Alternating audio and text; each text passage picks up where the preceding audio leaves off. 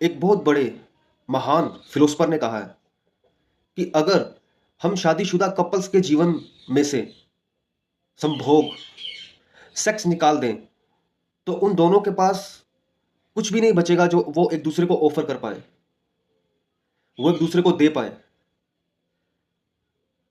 वो पाएंगे कि उनके बर्तन तो खाली हैं, वो एक दूसरे को कुछ भी नहीं दे सकते। समझ रहे हो आप? सिचुएशन हमारे समाज में चल रही है। आप हर दूसरा घर देख लीजिए, वहां पे कलेश चल रहा है, मिसअंडरस्टैंडिंग्स चल रही है, एक शांति नहीं है, पीस नहीं है। क्योंकि उन कपल्स का जो जीवन है ना, जो उसका बेस है ना, वो बेस कच्चा है, वो बेस झूठा है, झूठ की नींव पे रखा गया एक रिश्ता है। जैसे किसी को शारीरिक लालसाएं हैं, वासनाएं हैं, और किसी को ऐसा लगता है कि शायद कुछ मिल जाएगा तो इसीलिए शादियां हो रही हैं, और किसी को कुछ पता ही नहीं है करना क्या है, चलो शादी कर लेते हैं, तो इसलिए शादियां हो रही हैं। आपको लगता है कि ये जो रीजन है शादी के, आपको लगता है कि ये शादी का जो एक रिलेशन है, जो जो मतलब आपके मरते आपके मरते दम तक, आपकी आखिरी सांस तक जाएगा जो रिश्ता, उस रिश्ते को बनाने के लिए ऐसे रीजन पर्याप्त हैं? आपको ऐसा लगता है? किसी को कुछ नहीं करना तो शादी कर रहा है, किसी को लगता है कुछ मिल जाएगा तो शादी कर रहा है, और किसी को वासनाएं हैं कि मेरी वासनाओं की तृप्ति हो जाएगी तो चलो शादी कर लेते हैं। ये जो रीजन है शादी के, ये पर्याप्त है एक ऐसे रिश्ते को ले जाने के लिए आगे, एक ऐसे रिश्ता जो आपके मरते दम तक आपके साथ चलेगा? सोचो। देखो मेरे भाई, मेरी बहन, अगर तो शादी का रीजन ये है ना जो मैंने आपको बताया है, तो फिर आप लिख के रख लो, आप जल्दी बर्बाद होने वाले हो। आप बर्बादी की कगार पे खड़े हो, आप किसी भी वक्त बर्बाद हो सकते हो। क्योंकि ये जो रिश्ता जो आपके मरते दम तक आपके साथ जाएगा, उस रिश्ते को अपने जीवन में लाने के अगर ये रीजन है आपके, तो बात तो खत्म हो गई, जीवन खत्म है, कहानी खत्म। क्योंकि फिर तो कलेश होगा, कलेश भी होगा, झगड़े होंगे, फाइट्स होगी, इवन डाइवोर्स होगा एंड में जाकर। समझ रहे हो आप? तो इस चीज से कैसे, इस चीज का सोल्यूशन क्या है? हम सीधी उस पर बात करते हैं। देखो, इस चीज का सोल्यूशन ये है, या तो आप दोनों में इतनी अंडरस्टैंडिंग हो कि आप अपने जीवन में कुछ ऐसे कार्य करें साथ मिलके, अपनी दोनों की लाइफ को क्रिएटिव बनाएं, ताकि एक संभोग ही आपके जीवन का आखिरी लक्ष्य ना हो कि बस मुझे संभोग चाहिए, कि मैं संभोग करूंगा तो इसलिए मैं शादी करने जा रहा हूं, या मेरी जिंदगी में कुछ भी नहीं है करने के लिए तो मैं शादी करने जा रहा हूं। यार ये रीजन पर्याप्त है इतने लंबे रिश्ते के लिए जो आपके मरते दम तक आपके साथ जाएगा? उस रिश्ते को अपनी जिंदगी में लाने के लिए ये रीजन पर्याप्त है? अपने दिल से पूछो तो आपको जवाब आएगा कि नहीं, नहीं है। तो इसका सोल्यूशन क्या है? इसका सोल्यूशन ये है कि या तो आप में इतना प्रेम हो, इतना प्रेम हो कि सिचुएशन कैसी भी हो, आप हमेशा एक दूसरे का हाथ पकड़ के जिंदगी साथ निभाने का एक निश्चय कर लो। प्रेम जो बहुत जरूरी है, फर्स्ट थिंग प्रेम।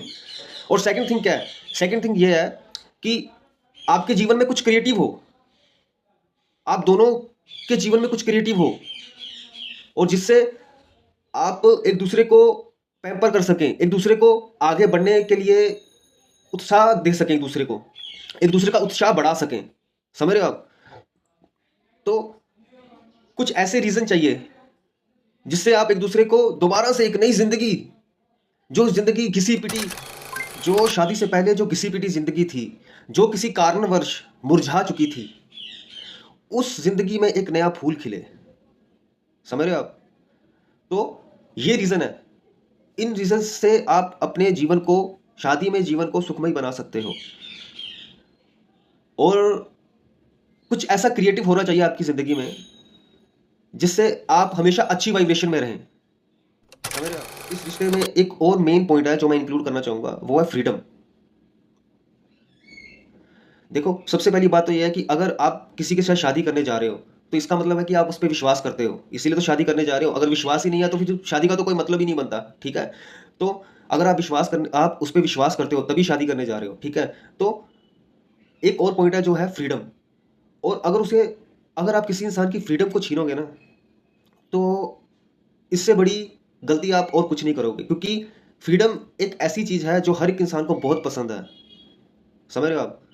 तो हमें एक दूसरे को फ्रीडम भी देनी पड़ेगी। जो कपल्स हैं उनको एक दूसरे को फ्रीडम देनी पड़ेगी।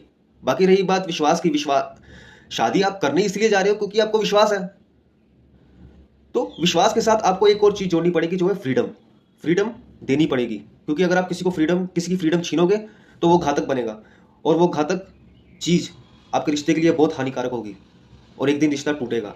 तो इसलिए फ्रीडम बहुत ज़रूरी है।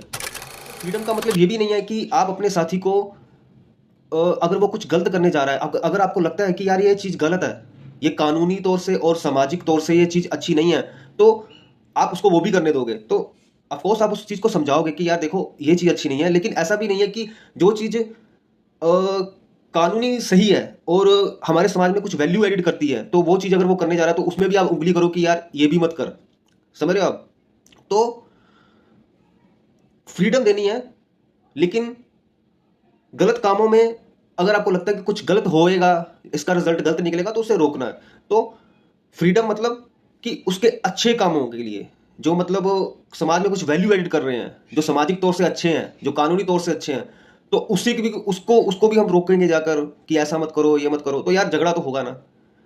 समझ रहे हो आप? तो बात यह है, फ्रीडम फॉर गुड थिंग्स। फिर मैं उसी बात पे आ जाता हूँ कि अगर कपल्स के जीवन में कुछ क्रिएटिव नहीं है तो फिर क्या होगा? शादी होगी, और शादी क्यों होगी? उसकी कोई रीज़न नहीं होगा, तो उसके बाद क्या होगा? उनके जीवन में कुछ पलों के लिए खुशी होगी जिसमें वो मज़ा करेंगे, हनीमून जैसी चीज़ें करेंगे। फिर उनके जीवन में एक बच्चा आएगा, फिर बच्चे के डायपर चेंज करेंगे, फिर वो बच्चा स्कूल जाएगा, फिर स्कूल की फीस दो, फिर काम पे जाओ, फिर यही चीज़ें घर पे चलती रहेंगी चलती रहेंगी। फिर आपके जीवन में कुछ क्रिएटिव नहीं होगा, और जब आपके जीवन में कुछ क्रिएटिव नहीं होगा तो फिर क्या होगा कि आप रोज़मर्रा की एक जीवन से फ्रस्ट्रेटेड हो जाएंगे, और वो फ्रस्ट्रेशन आप कहाँ निकालोगे? फिर आप अपनी हस्बैंड वाइफ के ऊपर निकालेगा। और जब ये फ्रस्ट्रेशन डेली निकलेगी तो फिर पता नहीं लगेगा कि प्रॉब्लम कहाँ आ रही है, और जब पता नहीं लगेगा प्रॉब्लम कहाँ आ रही है तो फिर रोज़ झगड़े होंगे, तो फिर यही एक रोज़मर्रा की ज़िंदगी में आप फंस के रह जाओगे, और फिर आप ढीठ हो जाओगे, और जब ढीठ हो जाओगे तो फिर आप कहोगे रोज़ ही झगड़े होते हैं, होने दो, मरो मराओ। तो देखो, इसका एक सोल्यूशन है, अपनी लाइफ क्रिएटिव रखो। हस्बैंड कुछ क्रिएटिव करे, वाइफ कुछ क्रिएटिव करे, एक दूसरे का साथ दो, एक दूसरे की कॉन्शियसनेस को ऊपर बढ़ाओ, ठीक है? आगे बढ़ो जिंदगी में, और अच्छी अच्छी चीजें करो, अच्छी चीजें एक्सप्लोर करो दोनों मिलके। तो ये क्रिएटिविटी है। अगर ये क्रिएटिविटी आप अपने जीवन में रखोगे तो आपका जीवन बहुत खुशहाल होगा, लोग भी देखेंगे कि क्या कपल्स हैं। तो ये चीज है।